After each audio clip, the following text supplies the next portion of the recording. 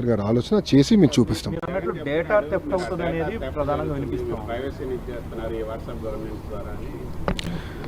నేను ఛాలెంజ్ చేస్తున్నాను, వైకాపా నాయకులు నేను ఛాలెంజ్ చేస్తున్నాను.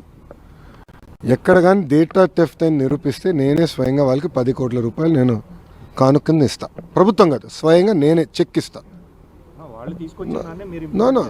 వాళ్ళేం తీసుకొచ్చారు స్వామి? జగన్మోహన్ రెడ్డి గారు ఫోన్ లేదు కదా, నేను చెప్పాడు కదా అందరు ఫోన్ లేదని. మళ్ళీ వాట్సాప్ గురించి ఆయన మాట్లాడితే ఎట్లా? అది కాదండి, జగన్మోహన్ రెడ్డి గారికి ఫోన్ లేదని ఆయనే చెప్పాడు. ఫోన్ పట్టుకుని తిరగడని ఆయనే చెప్పాడు ఒక ఇంటర్వ్యూలో. టీవీ9 ఉన్నాడు, టీవీ9 ఇంటర్వ్యూలో చెప్పాడు ఆయన. సో ఫోనే లేనాడు పాపం, వాట్సాప్ గురించి ఏం తెలుస్తున్నాడు? వదిలేసేయండి సార్ ఆయన. ఎందుకు? ఎవరండి ఫోన్ కొనిచ్చి పంపించమంటారా? అది కాదు, ఫోన్ కొనిచ్చి పంపించమంటారా? ఆయన ఇంకా ఎక్కువ సమయం ఎందుకో బెంగళూరులో ఉంటున్నారు.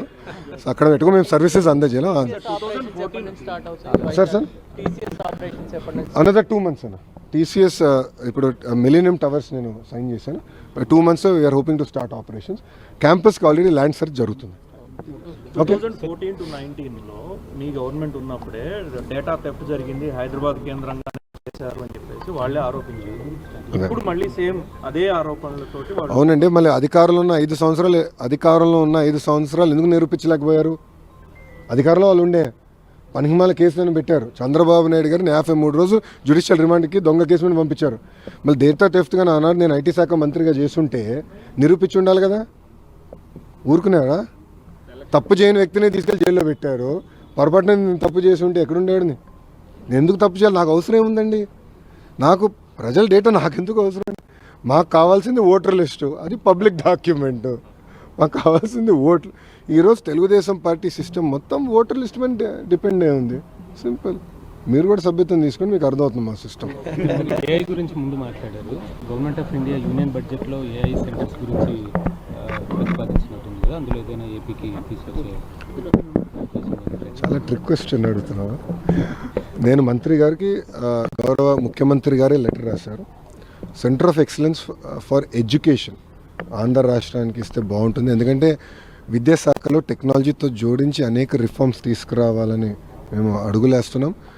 క్లిక్కర్ టెక్నాలజీ కానివ్వండి, ఏఐ తీసుకొచ్చి ప్రిస్క్రిప్టివ్ హోంవర్క్ కానివ్వండి, ప్రతి విద్యార్థికి ఏఐ ట్యూటర్ ఇంటికి వెళ్ళిన తర్వాత అందించాలనేది ఎన్డీఏ ప్రభుత్వం లక్ష్యం.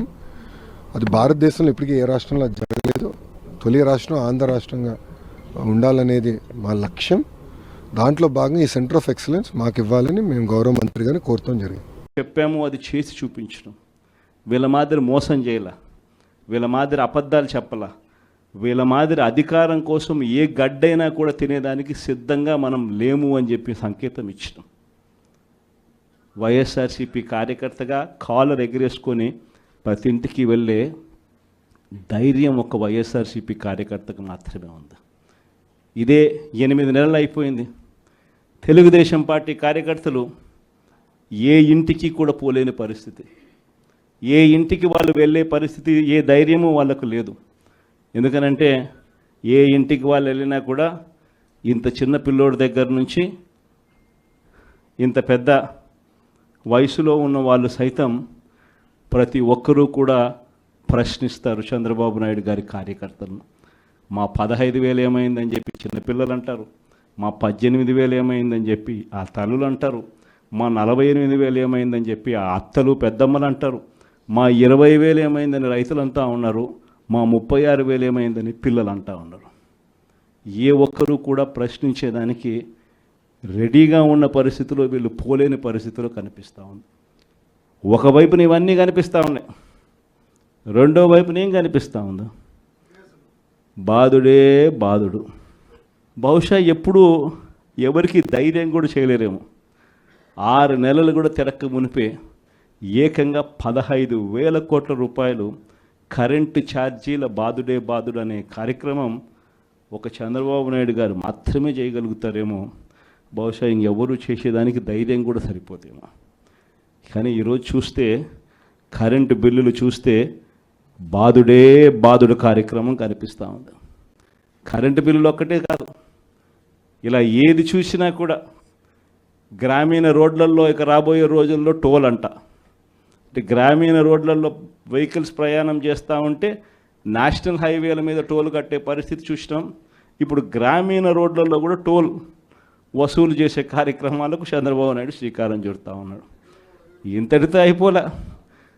సబ్ రిజిస్టర్ ఆఫీసుకు పోతే రిజిస్ట్రేషన్ ఫీజులు పెంచే కార్యక్రమంతో మొదలు పెడితే మొట్టమొదటిసారిగా రిజిస్ట్రేషన్ ఫీజులే కాదు, రిజిస్ట్రేషన్ ఫీజులు స్థలాల మీదనే కాదు, రిజిస్ట్రేషన్ ఫీజులు ఆ స్థలాల్లో ఉన్న ఆ ఇళ్ళ మీద కూడా.